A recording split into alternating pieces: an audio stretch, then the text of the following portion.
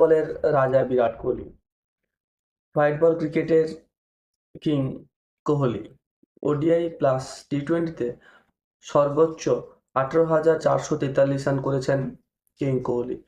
ওডিআইতে 14,255 run, টি-টোয়েন্টিতে 4,188 run, মোট 18,443 run করেছেন king Kohli.